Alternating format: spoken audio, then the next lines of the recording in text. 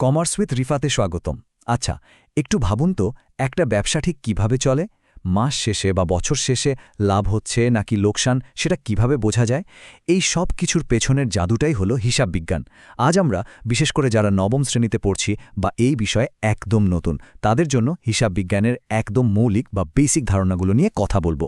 চলুন, দেরি না করে সরাসরি মূল বিষয়ে ঢুকে পড়া যাক। সহজ কথায় বলতে গেলে হিসাব বিজ্ঞান বা অ্যাকাউন্টিং হলো এমন একটা প্রসেস যার মাধ্যমে কোনো ব্যবসার সব আর্থিক লেনদেন, মানে প্রতিদিনের টাকা পয়সার যে আদান প্রদান, সেগুলো একদম সঠিকভাবে খাতায় লিখে রাখা হয়। তারপর সেগুলোকে আলাদা আলাদা ভাগে সাজানো হয় এবং শেষমেশ বিশ্লেষণ করে দেখা হয় ব্যবসায়ের আসল অবস্থাটা কী। এটাকে আমরা চাইলে একটা ব্যবসায়ের হেলথ চেকআপ বা সামগ্রিক স্বাস্থ্য মাপার প্রক্রিয়ার সাথেও তুলনা করতে পারি। এখন একটা বড় প্রশ্ন হলো, কেন আমরা এত কষ্ট করে এই হিসাব রাখব, তাই না? এর পেছনে প্রধানত 4টা উদ্দেশ্য আছে। প্রথমত, আর্থিক লেনদেনগুলো একদম নির্ভুলভাবে লিপিবদ্ধ করা। দ্বিতীয়ত, ব্যবসায়ের লাভ হলো না ক্ষতি, সেটা বের করা। তৃতীয়ত, ব্যবসায়ের বর্তমান আর্থিক অবস্থাটা আসলে কেমন, তা জানা। আর 4 নাম্বার, মানে সবচেয়ে গুরুত্বপূর্ণ বিষয়টা হলো, এই তথ্যগুলো ব্যবহার করে ব্যবসায়ের ভবিষ্যতের জন্য একদম সঠিক সিদ্ধান্ত নেওয়া। তো বুঝতেই পারছেন, ডিসিশন মেকিংয়ের জন্য এই প্রসেসটা কতটা ক্রুশাল। এতক্ষণ তো আমরা বারবার লেনদেন বা ট্রানজ্যাকশনের কথা বলছিলাম, কিন্তু এই ব্যবসায়িক লেনদেন জিনিসটা আসলে কি? সিম্পল ভাষায়, এমন যে কোনো অর্থনৈতিক কাজ যা একটা ব্যবসায়ের আর্থিক অবস্থার পরিবর্তন ঘটায়, তাকেই লেনদেন বলে। ধরুন, বিক্রির জন্য কিছু পণ্য কেনা হলো, অথবা কাস্টমারের কাছে পণ্য বিক্রি করা হলো, কিংবা মাস শেষে কর্মচারীদের বেতন দেয়া হলো। এই যে প্রত্যেকটা কাজ, এগুলো কিন্তু ব্যবসায় টাকার অঙ্কে কোনো না কোনো পরিবর্তন আনছে, রাইট? আর ঠিক এখান থেকেই আমাদের হিসাব বিজ্ঞানের আসল কাজটা শুরু হয়। ওকে, এবার আমরা হিসাব বিজ্ঞানের দুটো সবচেয়ে ইম্পর্টেন্ট কনসেপ্টের সাথে পরিচিত হব। একদিকে আছে সম্পদ বা অ্যাসেটস। সম্পদ হলো এমন কিছু যা পুরোপুরি প্রতিষ্ঠানের নিজের মালিকানায় থাকে এবং যেটা ভবিষ্যতে আয় এনে দেয়। অন্যদিকে, ঠিক এর উল্টো দিকে আছে দায় বা লায়াবিলিটিস। দায় মানে হলো সেই অর্থ যা প্রতিষ্ঠানকে ভবিষ্যতে অন্য কাউকে পরিশোধ করতে হবে বা মিটিয়ে দিতে হবে। এই দুইয়ের মাঝখানের পার্থক্যটা ক্লিয়ার থাকা কিন্তু ভীষণ জরুরি। আর এই সম্পদ এবং দায়ের ওপর ভিত্তি করেই তৈরি হয়েছে হিসাববিজ্ঞানের গাণিতিক প্রাণ, হিসাব সমীকরণ। সম্পদ সমান দায় যোগ মূলধন। এটা শুনলে একটু খটমট লাগতে পারে, কিন্তু লজিকটা খুব দারুণ। একটা ব্যবসায়ের যত সম্পদ আছে, তার পুরোটারই উৎস মূলত 2 জায়গা থেকে আসে।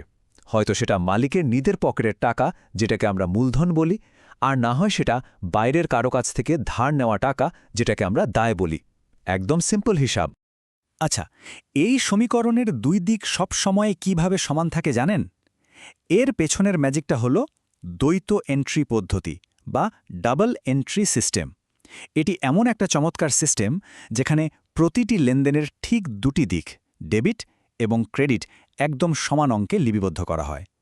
মানে, ব্যবসায় জগতে কোনো কিছুই কিন্তু একতরফা ঘটে না। প্রতিটি আর্থিক কাজেরই এরকম একটা সমান এবং দ্বৈত প্রভাব থাকে। এখন স্বাভাবিকভাবেই মাথায় আসতে পারে, এই ডেবিট আর ক্রেডিট জিনিসটা আবার কি? খুব সহজ করে বললে, হিসাবের খাতার বাম পাশকে বলা হয় ডেবিট। সাধারণত সম্পদ বা ব্যয় বেড়ে গেলে আমরা এই পাশে লিখি।